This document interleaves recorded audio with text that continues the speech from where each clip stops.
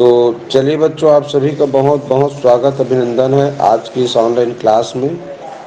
और आज हम गणित के 20 प्रश्नों को प्रैक्टिस सेट 4 में दिए गए गणित के 20। तो चलिए बिना समय गंवाए आज का क्लास शुरू करते हैं और लेते हैं सबसे पहला प्रश्न। देखिए पहला प्रश्न क्या लिखा है।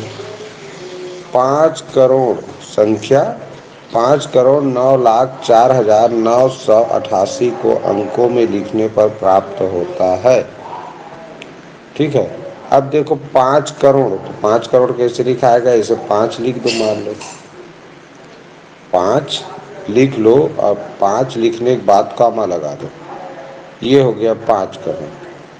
5 करोड़ के बाद लिखा है 9 लाख, तो लाख के स्थान पे 2 अंक आता है, तो हम क्या लिखेंगे, 09 लिखेंगे। लाख करोड़ इधर जितना भी स्थान होता है, स्थान का नाम वहाँ देखना 2-2 अंक रहता है। 1000 से शुरू करके 1000, लाख, करोड़, यहाँ जिधर भी तो 2-2 अंक। तो अगर 1 अंक वाली संख्या लिखा है लाख के स्थान पर, तो हमको 2 अंक लिखना है, 09। ये हो गया 9 लाख। लाख के बाद क्या आता है स्थान 1000, तो क्या लिखा है 4000। 1000 में भी 2 अंक होते हैं, तो 04 लिखेंगे। ये 04 हो गया 4000। अब 1000 के बाद 900, तो सैकड़ा के स्थान पे 1 ही अंक होता है, तो केवल 9 लिखाएगा, 900 हो गया। अब 88 क्या लिखना है, 88। अब ऐसा देखें कि इसमें लिखा है 509, तो 509, इसमें लिखा है 509, इसमें लिखा है 509 और 04, तो 509, 04 और 988। चलिए बच्चों, ये हो गया इस प्रश्न का आंसर। ठीक, चलिए दूसरा प्रश्न देखते हैं। एक गांव की कुल जनसंख्या 78,692 है। इनमें से 29,642 पुरुष है, तो 29,642 पुरुष की संख्या है।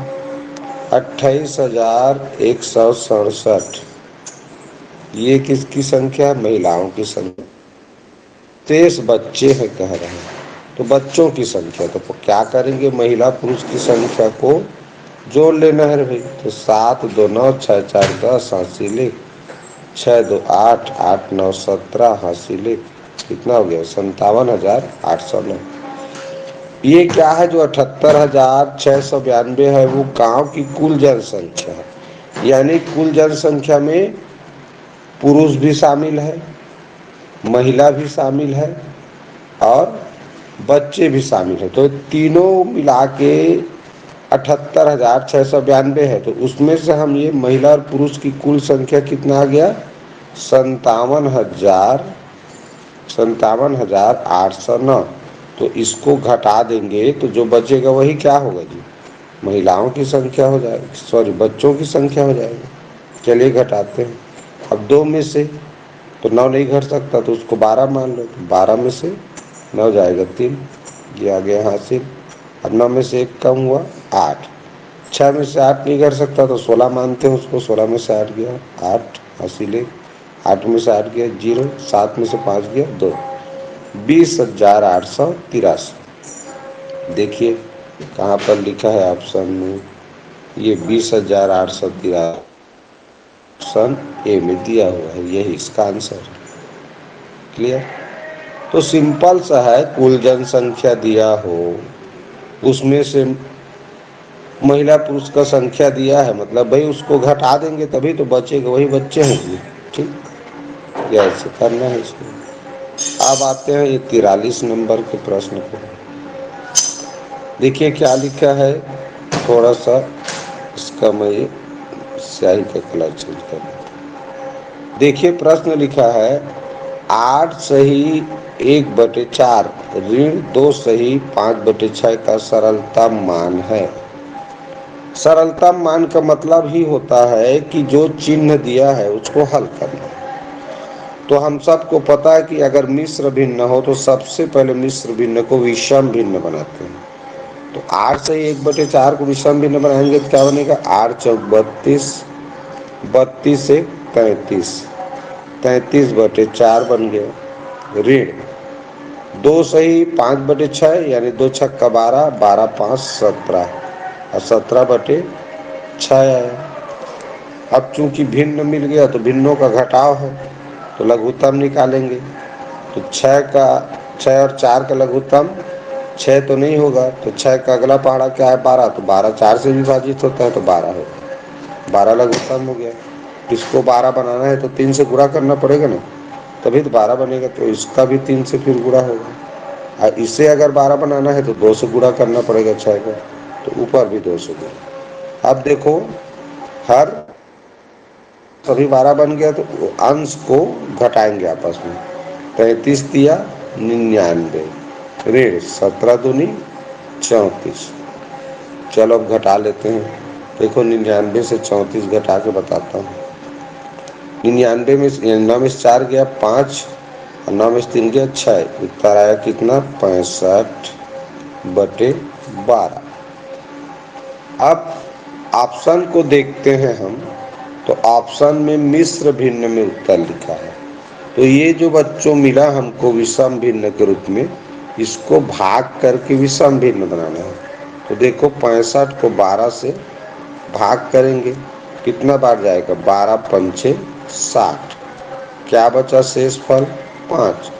तो जो भाग फल आता है वो सही के रूप में लिखते हैं, शेष फल को अंश के रूप में, और ये जो भाग फल है 12 उसको इस तरह हर में लिखा जाता है। तो 5 सही 5/12 उत्तर आया।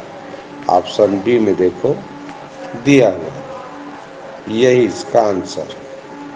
ठीक, तो इस प्रश्न को हल करने के लिए क्या क्या आना चाहिए था। पहला चीज कि जहां भी तुम मिश्र भिन्न देखो, सही बटा के रूप में देखो, तुरंत उसको तो बदलो। तो हमने पहले क्या किया, 8 से 1/4 को 33/4 लिखा विषम भिन्न में तोड़कर, और 2 सही 5/6 को 17/6 लिखा।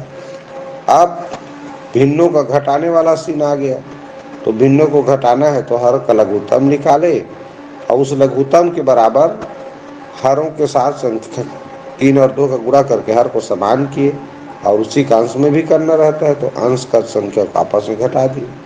और जो भिन्न मिला 65/12 भाग करके उसको फिर से विषम मिश्र भिन्न में बदल दिए, तो हमको 5 सही 5/12 मिला, जो कि ऑप्शन बी में लिखा है। ठीक, तो इस तरह से बच्चों इस प्रश्न को बनाना था। चलिए 43 के बाद आते हैं 44 में। लिखा है संख्या 3.4625 में 2 का स्थानीय। तो ये देखो लिखा है 3.4625 ऐसा लिखा है। तो किसी का भी स्थानीय मान निकालना होना तो उसको उसके नीचे लिख लो। क्या कर लो, लिख लो, और बाकी अंक को कर दो 0। तो 5 के नीचे भी 0, 6 के नीचे भी 0, 4 के नीचे 0, दशमलव सीधा में 0। अब ये बन गया उसका स्थानीय मान। तो ऐसा देखो किसमें लिखा है, दशमलव के आगे 2 शून्य रहना चाहिए। तो देखो दशमलव के आगे यानी दशमलव के बाद में इधर 2 शून्य है ना, 2 के आगे में दशमलव और 2 के बीच में 2 शून्य है। तो इसमें तो नहीं है दशमलव के बीच में शून्य, इसमें देखो 2 शून्य है, इसमें 1 है, इसमें 3 है। तो ये 2 शून्य वाला बिल्कुल सही है, ऑप्शन बी इसका सही होता है। जब भी दशमलव वाली संख्या में किसी अंक का स्थानीय मान पूछे बच्चों, तो सबसे सरल तरीका है उस अंक को लिख लो और उसको छोड़ करके जितना भी अंक दिया है सभी के जगह में 0 लिख देना। दशमलव सीधा में दशमलव लिख लो, सीधा सीधा उत्तर आ जाता है। ठीक, चूंकि इधर लास्ट तरफ 0 को नहीं लिखते ना, इसीलिए वो केवल इतना ही लिखा है। ठीक, दशमलव के बाद वाला अंक में अंतिम में 0 हो तो उसे लिखने की जरूरत नहीं रहता, इसीलिए ये नहीं लिखा गया, यहीं तक लिखा गया। क्लियर, आशा समझ में आ गया होगा। चलिए ये ग्राफ वाला प्रश्न देख लेते हैं। अब निम्नलिखित ग्राफ एक दुकान से शनिवार तक बेची गई कमीजों की संख्या को दर्शाता है। अब देखो ये दिनों की संख्या है, सोम मंगल बुध बृहस्पति शुक्रवार शनिवार। अब बेची गई कमीजों की संख्या लिखा है 5 10 ऐसे करके। प्रश्न क्या कह रहा है उसको देखो। मंगलवार और शुक्रवार को बेची गई कुल कमीजों की संख्या पूछ रहा है। तो देखो मंगलवार ये लिखा है और इस कितना सीधा में है 10, तो मंगलवार को 10 कमीज बेचा गया तो 10 लिख लो। शुक्रवार को कह रहा है तो शुक्रवार का देखो ये है और शुक्रवार किसके सीधा में देखो 50 के सीधा में, तो इसको लिख लिए। और दोनों को क्या करने के लिए कह रहा है कुल कमीजों की संख्या। तो कुल कब पता चलता है जोड़ते हैं तो 50 10 को जोड़े 60 हुआ। ऑप्शन सी में देखो दिया है, यानी 60 कमीज बेचा और दोनों मिला के। मंगलवार को 10 कमीज और शुक्रवार को 50 कमीज, तो कुल कितना हो गया 60 कमीज। ऑप्शन सी में दिया है, बिल्कुल सरल प्रश्न था। चलिए बच्चों, निम्नलिखित आकृति का परिमाप है लिखा। तो परिमाप का अगर अर्थ समझते हो तो इस प्रश्न को चुटकी बजाते ही हल कर सकते थे। कैसे, क्या होता है सभी भुजाओं सभी भुजाओं की माप का योगफल। ठीक है, तो यह एक चतुर्भुज है। तो चतुर्भुज में कुल 4 भुजा लिखा है जी, तो 4 भुजा होता है तो 4 भुजा का जोड़ना है। तो ये 35 है ये 35 है, तो 35 35 कितना हो गया 70 सेंटीमीटर। अब ये 23 है ये 40 है, तो 23 40 कितना हो गया 63, तो 63 सेंटीमीटर ये हो गया। अब चारों भुजा का जोड़ लेते हैं, कितना आता है देखो 135 सेंटीमीटर, जो कि ऑप्शन ए में लिखा हुआ है। ठीक है, तो आप लोग चारों का अलग अलग ऐसे लिख के भी जोड़ सकते हो, जैसे 35 हो गया 23 फिर 35 और 40।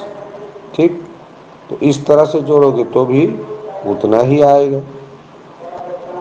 तो इस तरह से परिमाप पूछा हो बच्चों किसी भी आकृति का, तो समझ जाना उसका जितना भी भुजा है उन सभी भुजाओं के माप को जोड़ना रहता है। अगर त्रिभुज है मान लो, तो ऐसे त्रिभुज बना है तो त्रिभुज में तो तीनों ठो भुजा है, तो बस ये तीनों भुजा का माप दिया है। जैसे मान लो इसका ये 5 है, ये 13 है, ये 12 है। ठीक है, ऐसा लिखा है। तो इसका मतलब इस समकोण त्रिभुज का मान लो परिमाप जानना है तो तीनों भुजा को जोड़ देंगे। तो 13 12 25 25 5 30 सेंटीमीटर हो जाएगा, सेंटीमीटर में है तो। ठीक, तो ये है परिमाप, यानी जितना भी उसका भुजा है उसके माप को जोड़ दो। चलिए 47 नंबर का प्रश्न देखें। 306 और 7 शतांश को दशमलव में के रूप में लिखिए लिखा है। तो पहले तो 306 लिखते हैं, तो ये 306 ये हो गया 306। और 7 शतांश, तो शतांश होता है दशमलव के बाद को बोलते हैं दशांश। दशमलव के बाद क्या होता है दशांश, तो दशांश तो नहीं लिखा है तो जीरो रहेगा उसके जगह। शतांश यानी दशमलव के बाद दूसरा स्थान, तो ये 7 लिखेंगे शतांश। ठीक, याद रखो दशमलव के बाद वाला स्थान कहलाता है दशांश, जिसे दसवें भी बोला जाता है, दसवें। ठीक, दशमलव के बाद दूसरा स्थान कहलाता है शतांश, और शतांश को क्या बोला जाता है और सौवें। ये स्थान का नाम है। ये जैसे इकाई दहाई सैकड़ा हजार ये सब स्थान का नाम है। गणित में संख्या को लिखने के लिए कुछ स्थान का नाम लिखा गया है, बनाया गया है, बताया गया है। उसी तरह दशमलव बाद जो अंक रहता है वो दसवें या दशांश कहलाता है। ठीक है, उसके बाद सौवें या शतांश, उसके बाद हजारवें या सहस्त्रांश, सहस्त्रांश ऐसे। तो यहाँ पूछा गया था 306 लिखना था अंकों में और 7 शतांश, तो दशमलव के बाद दूसरा जो स्थान है वो शतांश का होता है। यही इसका आंसर है बच्चों, जो कि किसमें दिया है ऑप्शन नंबर बी में दिया है। ये क्लियर। चलिए अब देखते हैं ये प्रश्न। उस वर्ग का क्षेत्रफल कितना होगा जिसका परिमाप 48 मीटर है। अब वर्ग माने जिसकी चारों भुजा समान हो। तो इसका क्या दिया है देखो, पूछा है क्षेत्रफल। तो क्षेत्रफल, वर्ग का क्षेत्रफल पूछा है, तो वर्ग का क्षेत्रफल क्या होता है, भुजा गुणित भुजा, ये पहले आना चाहिए। का क्षेत्रफल कितना है लिखा है, तो वर्ग का क्षेत्रफल बराबर होता क्या है ये आना चाहिए। तो वर्ग का क्षेत्रफल होता है भुजा गुणित भुजा। यानी अगर भुजा का मान पता चल जाए वर्ग की, तो हम क्षेत्रफल निकाल सकते हैं। लेकिन प्रश्न में दिया है परिमाप। परिमाप परिमाप कितना दिया है, 48। तो परिमाप का सूत्र भी आना चाहिए। तो परिमाप बराबर क्या होता है जी, वर्ग का। तो 4 गुणित भुजा। इसका मतलब क्या हुआ कि ये जो भुजा है ना बच्चों, क्षेत्रफल में भी भुजा रहता है, परिमाप में भी रहता है। तो क्षेत्रफल वाले को भुजा चाहिए तो परिमाप वाले से ले लेगा, अगर परिमाप वाले को भुजा चाहिए तो वो क्षेत्रफल वाले से ले सकता है। क्यों, क्योंकि उसके पास है। भाई जैसे तुम्हारे पास मोटरसाइकिल है, तुम्हारे दोस्त के पास भी मोटरसाइकिल है, तो तुम्हारा मोटरसाइकिल मान लो नहीं है तो अपने दोस्तों से मांग सकते हो। तुम्हारा किसी दिन मोटरसाइकिल बाहर गया है, या माने उसका मोटरसाइकिल घर में नहीं है, तो जानता है कि इसके पास भी मोटरसाइकिल है मेरे दोस्त के पास, तो तुमसे मांगने आ जाएगा। बस ऐसी तो है भाई। परिमाप के सूत्र में भी भुजा लिखा रहता है, क्षेत्रफल के में भी सूत्र में भी भुजा लिखा रहता है। तो अभी क्षेत्रफल को भुजा परिमाप से मांग लेगा। तो देखो परिमाप बराबर 4 गुणित भुजा। अब परिमाप दिया है 48 और ये भुजा हमको पता नहीं है। तो देखो इस सूत्र में भुजा का ही तो मान नहीं जान रहे हैं ना, तो भुजा को छोड़ के गुणा 4 को पक्षांतर करेंगे तो एक भाग हो जाएगा ना जी, 4 जी। और 48 को 4 से भाग करो क्या आएगा, 12। तो यही तो 12 जो मीटर है वो भुजा मिल गया। तो अब 12 मीटर भुजा का मान 12 है, जान गए। और क्षेत्रफल होता है भुजा गुणित भुजा, तो ये 12 गुणित 12 करना पड़ेगा ना। तो 12 में 12 में 144।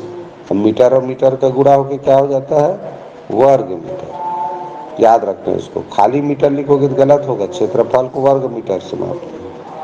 तो देखो ऑप्शन बी में दिया है 144 वर्ग मीटर। ठीक, तो सिंपल सा है बच्चों, जो चीज हमको जानना है पहले वो चीज पता करो। जानना क्या है, तो क्षेत्रफल जानना है तो भुजा जानना पड़ेगा, वर्ग की भुजा का माप। अब जो जानना है वो कहाँ से मिलेगा, तो प्रश्न में जिसका मान दिया है, तो प्रश्न में वर्ग का परिमाप दिया है, जिसका मतलब परिमाप के अंदर ही भुजा है। तो परिमाप का सूत्र लिख करके भुजा ज्ञात कर लेना, भुजा को कर दो जी। जैसे भुजा ज्ञात हुआ फिर क्षेत्रफल के सूत्र के आधार पे भुजा गुणित भुजा कर दिए, आगे उत्तर। चलिए, निम्नलिखित में से कौन सी एक अभाज्य संख्या है। तो 1 से 100 तक जानते हो, तो चुटकी बजाते कह सकते हो कि 23 एक अभाज्य संख्या है। क्या है, अभाज्य संख्या है। वैसे भी अभाज्य संख्या पहचानने का एक जो ट्रिक बताए हैं कि अंकों का योगफल करके देखना है। अंकों का योगफल अगर 3 से विभाजित हो गया तो अभाज्य संख्या नहीं होता। तो देखो 3 3 6, अंकों का योगफल 3 3 6, 8 7 15, 5 1 6। देखो अंकों का जो योगफल है 3 से विभाजित होने वाली संख्या है, ये तो सब 3 से विभाजित हो जाएंगे, तो अभाज्य संख्या होने का सवाल पैदा नहीं होता। अभाज्य संख्या कौन होता है, जो 1 से विभाजित होता है और स्वयं से। जो संख्या 1 से विभाजित हो और स्वयं से, वो तो 3 से भी विभाजित हो गया तो अभाज्य संख्या नहीं हो सकता, क्योंकि उसकी गुणनखंडों की संख्या 2 से अधिक हो गया फिर। चलिए, इसके बारे में तो बहुत ज़्यादा बता चुके हैं। आते हैं इसमें 20 और 28 के उभयनिष्ठ गुणनखंड क्या है, 2 गुणित 2। 20 का गुणनखंड लिखोगे, 20 का गुणनखंड 1 2 4, 5, 10, 20। ये है 20 के गुणनखंड। उसी तरह 28 के लिखोगे तो क्या होगा, 1, 2, 4 सत्ते 28, 7 चौक 28, 14 दूनी 28 और 28 एकम 28। तो देखो उभयनिष्ठ माने जो दोनों में होगा उसको ऐसे गोला लगा देंगे, ऐसे करें। और बाकी कोई संख्या दोनों का उभयनिष्ठ गुणनखंड नहीं है तो इसमें ये दो, 2 गुणित 2, ये इसको तो दिया है ना, तो यही इसका उत्तर होगा। 5 और 7 तो दोनों में नहीं है, 1 और 7 दोनों में नहीं है, 1 और 5 तो दोनों में नहीं है, तो इसको दिया है तो यही आंसर। 50 के बाद आते हैं 51। 51 नंबर का प्रश्न देखो ध्यान से। एक बस नई दिल्ली से प्रातः 9-10 बजे चलना आरंभ करती है और अपराह्न 4:20 बजे चंडीगढ़ पहुंच जाती है। पूरी यात्रा में लगा समय, तो वही पता है कि अगर चलने का समय पता हो और पहुंच को घटाते हैं, लेकिन ये प्रातः शुरू हुआ था, अपराह्न यानी पीएम में पहुंच रहा है। एएम में चलना शुरू किए थे, पीएम में पहुंच रहा हो तो अंतिम समय में 12 जोड़ के घटाते हैं घंटा में। तो 4 घंटा में 12 जोड़ेंगे तो क्या हो जाएगा, 16 घंटा 20 मिनट। इसमें घटाएंगे तो 16 और ये 20 में से प्रारंभिक समय क्या है, 9:10। तो 20 में से 10 गया, 10 बचा और 16 में से 9 घटाएंगे, क्या बचता है, 7। तो इस तरह 7 घंटे 10 मिनट का समय लगेगा। ऑप्शन ए में देखो लिखा। क्लियर। तो ये हो गया बच्चों इस प्रश्न का आंसर। जब भी ऐसा प्रश्न आए तो ध्यान देना है पहुंचने का समय, चलने के समय में जो एएम पीएम का अंतर है वो अगर है तो 12 जोड़ेंगे अंतिम समय के घंटे में, पहुंचने के समय के घंटे। ठीक है। प्रातः चल रहा है, अपराह्न यानी पहुंच रहा है, तो सुबह चलने के बाद 12 बजे पार कर दिया ना जी, घड़ी जो घंटा काटा है वो 12 बजे को पार कर दिया है, तो 12 जुड़ जाता है घंटा में अंतिम समय। चलिए 3 भाग भरा हुआ है। अब मान लो एक ड्रम बना दिया मैं ऐसे, मान लो एक ड्रम है, 2/3 का मतलब क्या हुआ कि 3 बराबर भाग में अगर बांट दें तो ये 2 भाग कहलाता है 2/3। ये तो चित्र विधि समझते हो तुम लोग, भिन्न का चित्र बनाना आता है तो 2/3 का चित्र बनाने के लिए कहेगा तो क्या करेंगे, एक आयताकार या कोई भी चित्र बना सकते हो, वृत्ताकार भी बना सकते हो। आयताकार बनाना सरल होता है इसलिए आयताकार में बताते हैं। तो 3 बराबर भाग में बांट कर 2 भाग को छायांकित कर देते हैं तो ये छायांकित भाग कहलाता है 2/3।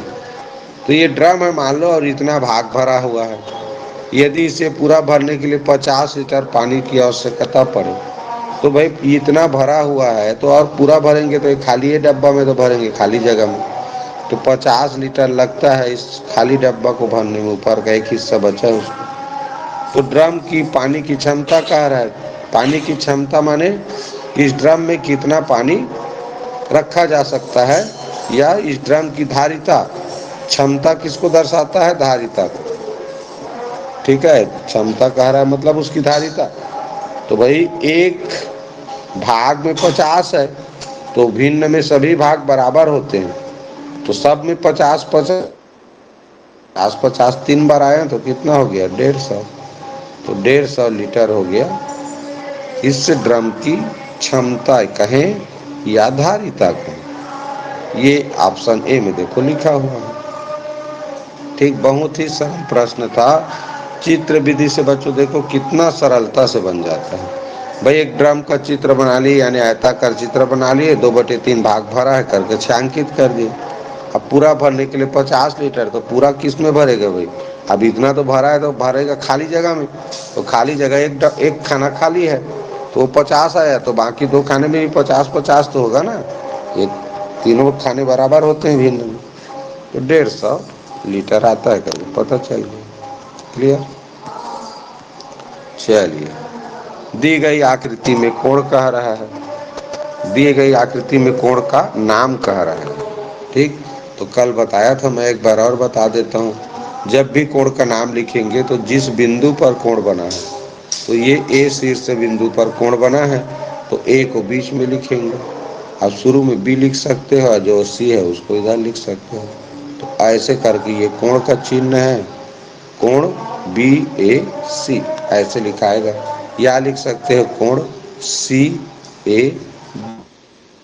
बीच में ए बिंदु को लिखना जरूरी है कोण का नाम लिखते समय। इस चीज को याद रखो, जिस बिंदु पर कोण बना है तो कोण यही बना है, तो उस बिंदु को, उस बिंदु के नाम को बीच में लिखना है। तो देखो केवल ऑप्शन बी में ही ए को बीच में लिखा है, बाकी किसी में नहीं लिखा है। इसमें सी को बीच में लिख दिया, सी पर तो कोण बना ही नहीं है। इसमें बी है, इसमें भी बी, तो बी बिंदु पर कोण नहीं बना है, ए बिंदु पर कोण बना है, तो ए बीच में लिखाएगा और बाकी अगल बगल। ये हो गया इसका उत्तर।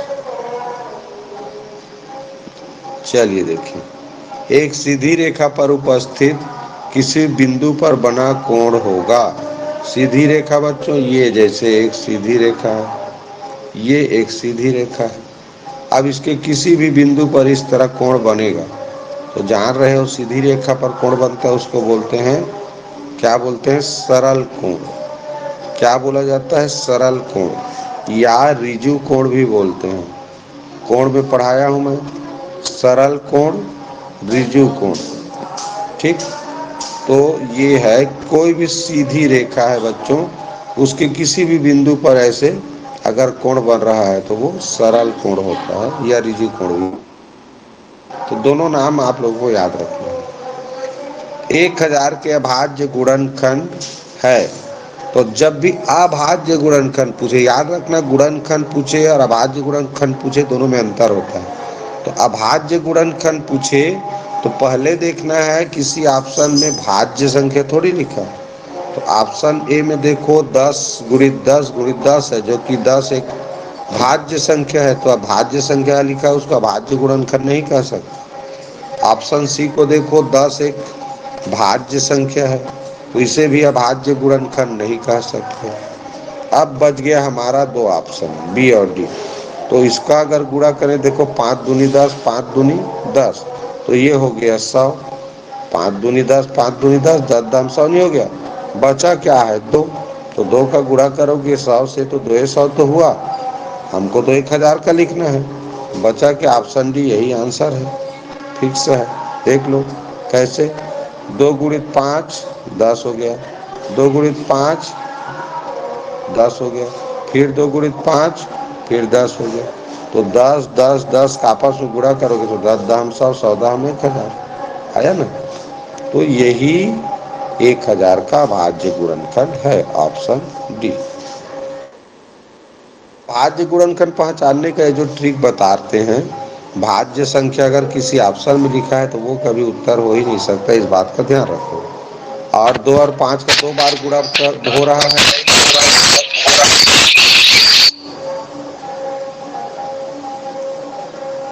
2 और 5 का 2 जोड़ा बन रहा है, इसका मतलब इकाई में दो, इकाई दहाई में 2 शून्य आएगा। ठीक है, अगर 2 और 5 का 3 जोड़ा बन रहा है, देखो 2 5 2 5, तो समझ जाओ इकाई दहाई सैकड़ा में शून्य रहेगा, मैंने 3 ठो शून्य रहेगा, ये पता चल जाता है। चलो 56 नंबर का प्रश्न देखते हैं। एक बस 8 घंटे में 400 किलोमीटर की दूरी तय करती है, बस की औसत चाल है। अब ये चीज़ बता दूं, औसत चाल सिलेबस में हमारा नहीं है नवोदय का, लेकिन कैसे बनाते हैं औसत चाल।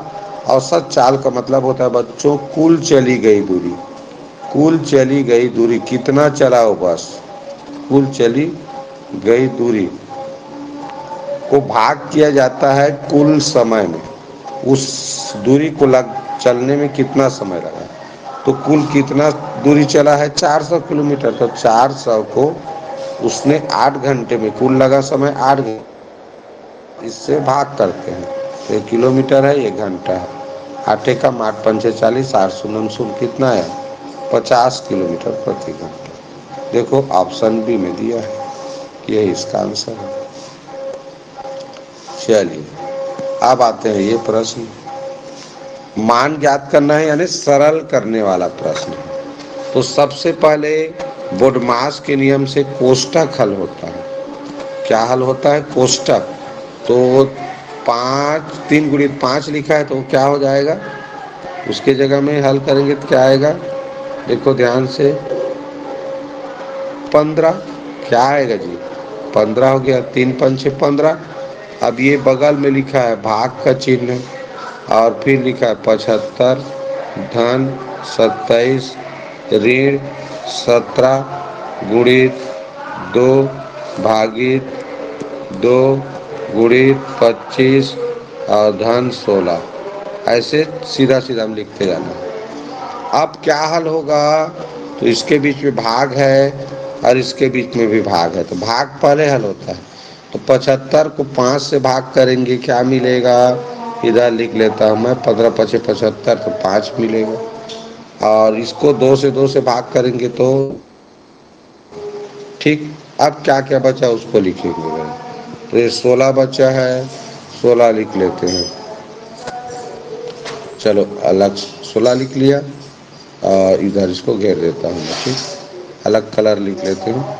तो ये 16 लिख लिए, 16 बचा है।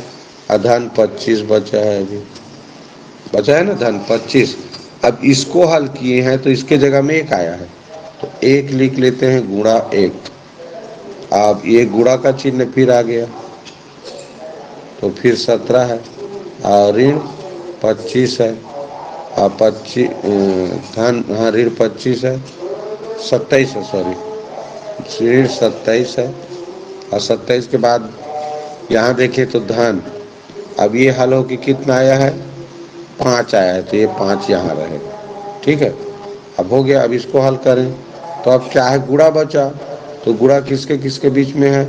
25 और 1 और 17, यानी 17 और 25 का गुणा करना पड़ेगा। और यहाँ पर गुणा है क्या? नहीं है। यहाँ पर है ऋण के बाद 27 और धन 5, यही बचा है। तो 25 और 17 का गुणा करें तो कितना आएगा? देखो 25 × 7 = 175 हासिल आया। तो 25 से कम 25, 25 और 17 कितना होता है? देखो 42।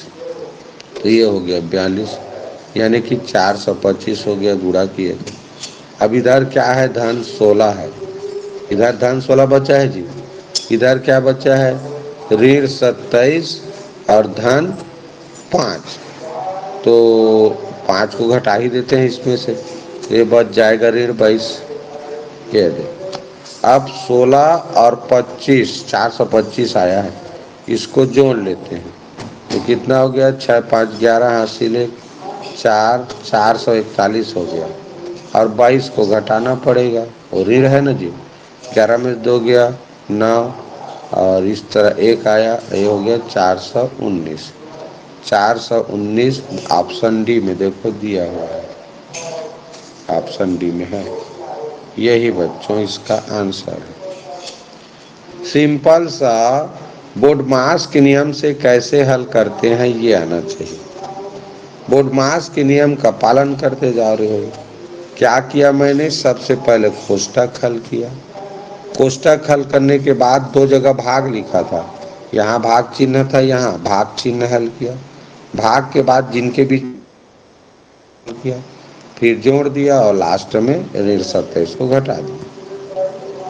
चल 58 नंबर का प्रश्न देखो। 35/7 में से कितने 5/7 होते हैं? कह रहा है माने 35/7 में कितने 5/7। तो बच्चों किसी भी भिन्न में कोई भिन्न कितना है लिखेगा तो वो भाग का प्रश्न होगा, यानी कि ये वास्तव में 35/7 को हमको भाग करने को कह रहा है 5/7 से। जब भी इस तरह का प्रश्न आएगा वो भाग का प्रश्न होता है। तो भाग का प्रश्न भिन्न में कैसे करते हैं? ये भाग के चिन्ह को गुणा बनाते हैं, तो गुणा बनाने के बाद भाग चिन्ह के बाद वाला भिन्न उल्टा हो जाता है। 5/7 से क्या हो जाएगा? 7/5 हो जाएगा। अब सिंपल है जी, इसको हल कर सकते हैं। कैसे? आंसर में देखो 7 7 लिखा है, हट गया। यहाँ 5 है तो 5 से 35 कटेगा, 5 एकम 5, 5 सत्ते 35, केवल 7 बचा जो कि ऑप्शन सी में दिया हुआ है। ठीक है, तो किसी भी भिन्न में कोई भिन्न लिखा है, उसमें कोई भिन्न कितने हैं करके पूछ रहा है, मतलब तुमको क्या करना है, उस भिन्न से 5/7, 5/7 बार बार घटाओगे नहीं, संख्या से बार बार कोई संख्या घटाना कहलाता है भाग। तो इस तरह के संख्या को भाग करना, भाग को हमेशा गुणा में बदल के किया जाता है। गुणा में बदलोगे भाग को तो भाग चिन्ह के बाद वाला भिन्न उल्टा कर देते हैं ना, याद है। ठीक, तो ये प्रश्न भी हो गया। चलिए देखते हैं 59 नंबर का प्रश्न। 450 किलोमीटर 2 मीटर बराबर कितना मीटर? भाई खाली स्थान मीटर लिखा है ना, तो 450 क्या लिखा है? किलोमीटर। तो किलोमीटर का मतलब ही होता है बच्चों, किलो माने 1000 इसमें। अब मीटर बनाना है तो किलो की जगह में 3 जोड़े जीरो लगा दो, किलो को हटा दो, बन गया मीटर।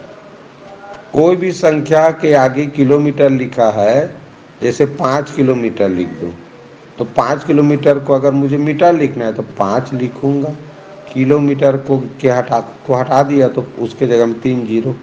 क्यों? क्योंकि किलोमीटर बराबर 1 किलोमीटर बराबर 1000 मीटर होता है। तो 1 किलोमीटर की जगह मैं 1000 का गुणा करूंगा 5 के साथ, तो 5000 नहीं होगा जी सर, 5000 मीटर। उसी तरह 450 किलोमीटर मतलब 450 का 1000 से गुणा करेंगे, तो क्यों? क्योंकि किलोमीटर को मीटर बनाना है, तो 450 का 1000 से गुणा करेंगे तो 3 जीरो तो बढ़ेगा, तो इस तरह मीटर बन गया। अब कह रहा है 2 मीटर, तो 2 तो इकाई है, तो इकाई में जुड़ेगा, तो क्या होगा? 450, अब इस तरह, और फिर जीरो और ये 2। तो ऐसा देखो किसमें लिखा है? 45 53 02,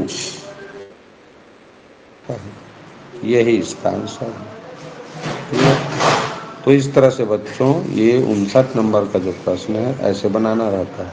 60 नंबर का जो प्रश्न है वो क्या है? प्रतिशत पर आधारित है, और प्रतिशत वाला हमारे सिलेबस में नहीं है, इसलिए इसे बताने की ज़रूरत नहीं। ठीक, तो हमारा नवोदय का सिलेबस में नहीं है, इसलिए नहीं बता रहे। ठीक है, चल अब आज का जो गणित वाला 20 प्रश्न का जो वीडियो था, यानी ऑनलाइन क्लास था, वो यहीं पर समाप्त होता है।